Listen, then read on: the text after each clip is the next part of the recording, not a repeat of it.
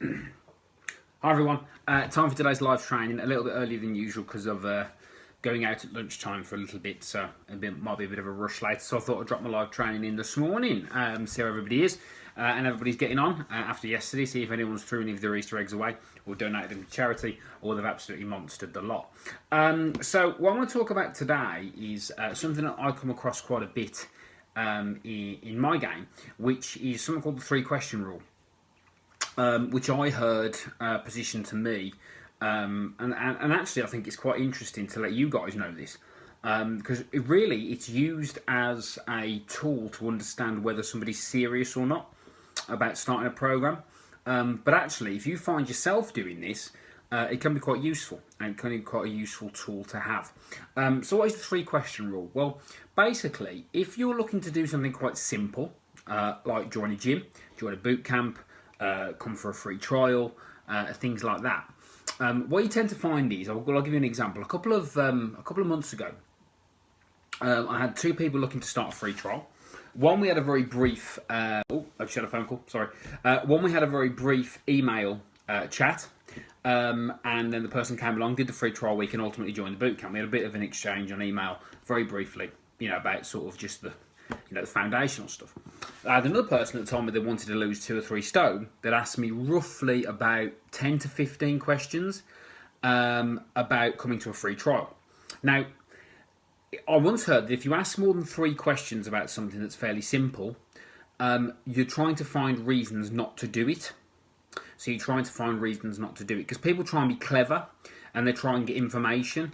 Whereas really, if something's fairly simple, like, I don't know, a 3 weeks trial at my boot camp, or a free trial at a gym, or something that's quite simple and doesn't involve much skin in the game, or is dangerous, then if you're asking loads of questions, you're trying to find obstacles yourself. You're trying to find problems.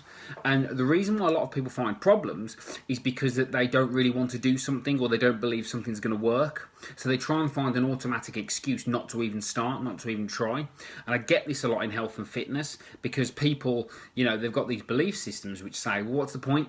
What's the point of me even trying to do this? Because I'm never successful anyway. So what I'll do is I'll ask loads of questions, and then I'll be able to find something that will say, oh yeah, well I can't do it because of that.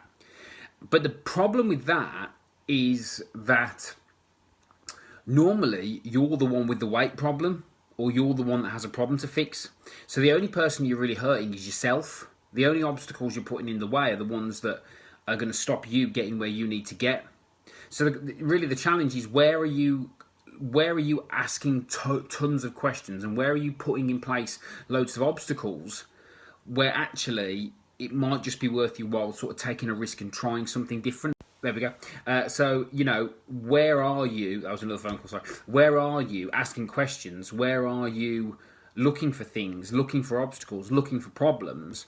Whereas realistically, you should be just doing some things to learn and grow and develop. Because if you're asking loads of questions about a fairly simple thing, you're trying to find obstacles, you're trying to find reasons not to do it, and that's not going to help.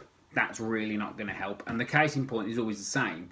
When somebody's trying to find obstacles, it's normally when they've got a lot of weight to lose, and they're nervous, and they're scared of failing, and they don't want to be rejected, and they don't want it to hurt. So they'll put in place these barriers by asking questions to overcomplicate things, which will keep them safe rather than actually make them do something that could change their life. And that's all this is. If something's overcomplicated and it's made overcomplicated, or something is really hard, or something's not clear, then yeah, great, ask loads of questions. But if you keep asking stuff, trying to find obstacles, that's your problem, especially with something that's quite clear and quite simple. Because the truth is, a lot of these things can be resolved just by turning up. If you just turn up, you'll get the results, and you'll learn and you'll grow. But if you find obstacles in the way of you actually doing anything, by asking constant questions and trying to overcomplicate things, that's not really going to work at all. That's not really going to work. So, really simple today. Where are you asking loads of questions? Where are you trying to overcomplicate something, which in essence is as simple as just turning up? Where are you making a big deal out of something? Where are you putting in place barriers, asking questions, overcomplicating, where really it could just be a matter of just showing up and doing what you need to do, and then you'll get the results that you want. Nice and simple. Stop asking questions, start making progress. Have a good day.